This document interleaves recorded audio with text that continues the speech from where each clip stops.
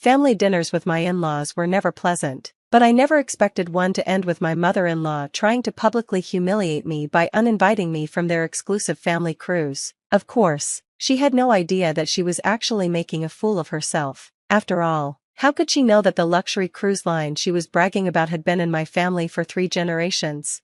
I'm Sophia Anderson, 28 years old, and this is the story of how my mother-in-law's attempt to exclude me from a family vacation backfired in the most spectacular way possible.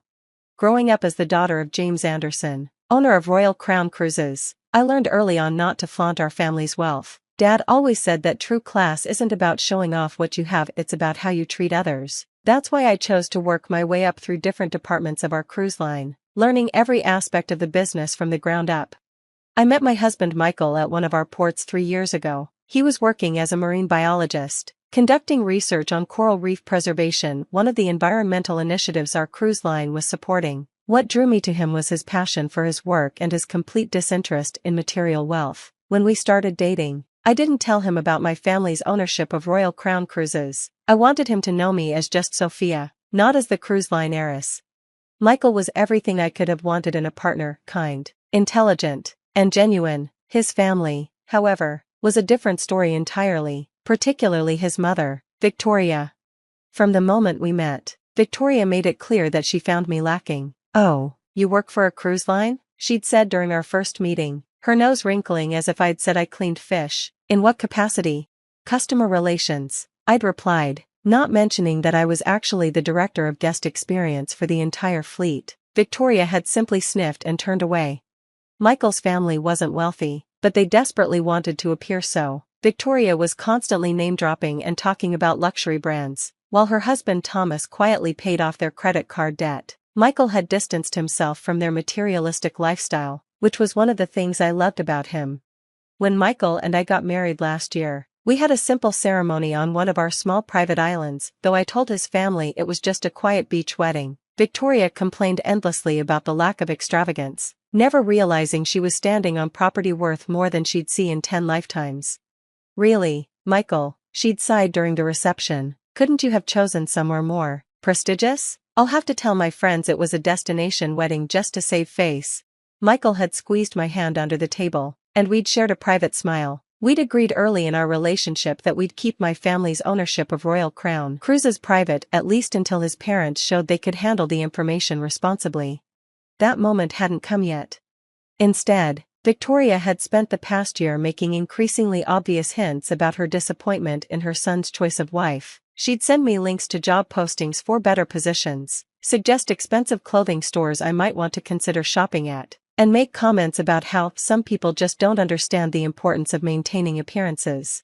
I took it all in stride, partly because Michael was worth it, and partly because I knew the truth would come out eventually. I just didn't expect it to happen quite the way it did. Last week, Victoria invited us over for a family dinner. She was practically buzzing with excitement as we sat down at her carefully arranged table, complete with rental china she was trying to pass off as family heirlooms. "I have wonderful news," she announced once everyone was seated. "Thomas and I have decided to treat the family to a luxury cruise." My ears perked up at this. I knew every cruise line's itineraries by heart, and I was curious which one she'd chosen. "We've booked the Royal Crown Cruises Mediterranean voyage," she continued, shooting me a smug look. "It's the most exclusive cruise line in the world. You know, they don't just let anyone book with them." I had to bite my lip to keep from laughing. While it was true that our cruises often had waiting lists, it was because of our commitment to exceptional service and environmental responsibility, not social exclusivity. "That's wonderful, Victoria," I said carefully. "When is the cruise?" "Next month," she replied. "We've booked the owner's suite. It's the very best accommodation they offer. I'm sure you've never seen anything like it." I definitely had seen it. I'd helped design the latest renovation of that suite last year, but I just smiled and nodded. "The thing is," Victoria continued, her voice taking on a tone of false sympathy, "we could only book one suite, and it's really meant for immediate family." "Mother," Michael interrupted, his voice warning. "No, let me finish." Victoria held up her hand. "Sophia, dear, I hope you understand that this needs to be just family. You can surely find something to do while Michael enjoys some quality time with his parents and sister." The table went silent. Michael's sister Emma looked uncomfortable. while his father Thomas suddenly became very interested in his water glass. "Are you uninviting my wife from a family cruise?" Michael asked incredulously. "Don't be dramatic, darling." Victoria waved her hand dismissively. "She wasn't really invited in the first place. I mean, she works for a cruise line, she can probably get her own discount voyage somewhere more suitable." I could see Michael getting ready to explode, but I placed my hand on his arm. This was my moment.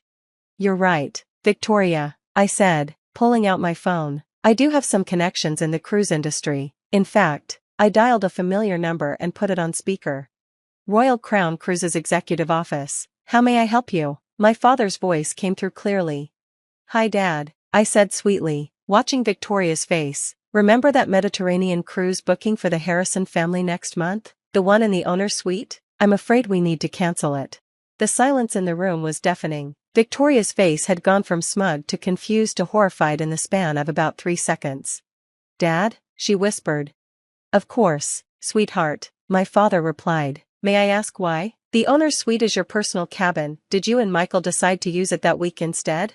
Victoria made a sound like a deflating balloon. "No, actually," I continued, maintaining eye contact with my mother-in-law. "It seems there was a misunderstanding about family invitations. I wouldn't want anyone to feel uncomfortable on their cruise." "Understood," Dad said, and I could hear the smile in his voice. "I'll have their deposit refunded immediately. Will you be joining us for the board meeting tomorrow?" "Wouldn't miss it," I replied. "Thanks, Dad. Love you." I ended the call and placed my phone back in my bag, then took a sip of water while everyone processed what had just happened. Your father, what?" Victoria stammered. "Oh, I'm sorry," I said. "I thought you knew, since you seem to know so much about Royal Crown Cruises. My father is James Anderson, the owner. I'm not just an employee, I'm the director of guest experience and heir to the company. That owner's suite you booked? It's actually my personal cabin, reserved for my family's use. I was going to surprise you all by upgrading your booking to our best family package, but since I'm not family enough to be included." Michael was trying desperately not to laugh. Emma had her hand over her mouth. Thomas looked like he wanted to sink through the floor. Victoria opened and closed her mouth several times before managing to speak. But you work in customer relations." "I do," I nodded, "along with operations management, environmental initiatives, and strategic planning. Dad believes in understanding every aspect of the business, something about maintaining appropriate standards." The irony of her earlier comments about standards was not lost on anyone at the table. Victoria pushed back her chair suddenly. "I need to. Excuse me." She practically ran from the room. Thomas cleared his throat. "Sophia, I am so sorry, we had no idea." "Of course you didn't," I said kindly. "We kept it private because we wanted to be treated normally. Michael loves me for who I am, not what I own. That's all I wanted from his family too." "I can't believe Mom tried to uninvite you from a cruise you own," Emma said, finally letting out the laugh she'd been holding in. "This is better than any reality TV show." Victoria didn't return to the dinner table that evening. We heard her upstairs, alternating between crying and making phone calls, probably to all the friends she'd bragged to about her upcoming luxury cruise. As we were leaving, Thomas pulled me aside. "Is there any way to, could we possibly? The cruise booking?" I smiled. "I haven't actually cancelled it, but if it's going to happen, some things need to change." Over the next few weeks, Victoria underwent a remarkable transformation. Gone were the snide comments about my job and the not-so-subtle digs about social status. Instead, she became almost comically polite, constantly praising Royal Crown Cruises and awkwardly trying to show interest in my work. "I read an article about your coral reef protection program," she mentioned one day, clearly having done some homework. "It's very impressive." "Thank you," I replied. "Would you like to learn more about it? We're actually doing some exciting new research." Slowly, painfully, Victoria began to realize that her obsession with status and appearances had nearly cost her family an amazing opportunity not just for a luxury cruise, but for a real relationship with her son and daughter-in-law. A month later, we all boarded the Mediterranean cruise together, Victoria, Thomas, Emma, Michael, and me. I'd kept my word about upgrading them to our best family package, with connecting suites and VIP access to all the ship's amenities. On our first night at sea, we had dinner at the captain's table. Victoria was uncharacteristically quiet as she looked around the elegant dining room. "Sophia," she finally said, her voice softer than I'd ever heard it, "I owe you an apology. Not just for the dinner incident, but for everything. I've been so focused on appearing wealthy that I couldn't see what real class looks like. Which is what? I asked. Treating people with respect, she replied, like you and your father do. I've been on this ship for less than a day, and I've seen how the crew looks at you not because they're afraid of you or impressed by your title, but because they genuinely respect you. I reached across the table and squeezed her hand. Welcome to the real family business, Victoria. The rest of the cruise was transformative for all of us. Victoria stopped trying to impress everyone and started actually enjoying herself. Thomas revealed a surprising talent for karaoke at the ship's nightclub. Emma fell in love with our marine biology program and ended up applying for an internship. And Michael? He just smiled and said, I told you they'd come around eventually. Now, 6 months later, our family dinners are actually pleasant. Victoria still occasionally slips into her old habits, but she catches herself quickly. She's even started volunteering with some of our cruise line's charitable initiatives. Last week, she called me in tears. Sophia, I just found out that Margaret Stevens, my friend who's always bragging about her wealth, she's booked a cruise with one of our competitors. I noted her use of our competitors with amusement. And this is upsetting because Royal Crown is so much better, their environmental record is terrible, and I heard they don't treat their staff well at all. Couldn't you help me get her a booking with us instead? I want her to experience a real luxury cruise. I smiled into the phone. You know what, Victoria? I think I can arrange that. Later that evening, as Michael and I were having dinner in our home overlooking the harbor, he asked me if I ever regretted not telling his family about my background sooner. Not at all, I replied. Everything happened exactly when it needed to. Your mother needed to learn that lesson about real class and status. And the fact that you got to dramatically reveal everything at that dinner had nothing to do with it? He teased. Well, I grinned. I won't say that wasn't satisfying, but the best part is that it led to actual change. Your mother's finally understanding what my father always taught me: true luxury isn't about showing off or excluding others. It's about creating experiences that bring people together. Michael raised his glass. To family cruises? To family cruises, I agreed, and to mothers-in-law who learn their lessons. We're planning another family cruise for next year. Victoria's already making lists of activities she wants to try, without a single mention of what other people might think. Thomas is excited about the new golf simulator we're installing. Emma's going to join us during her break from the marine biology program.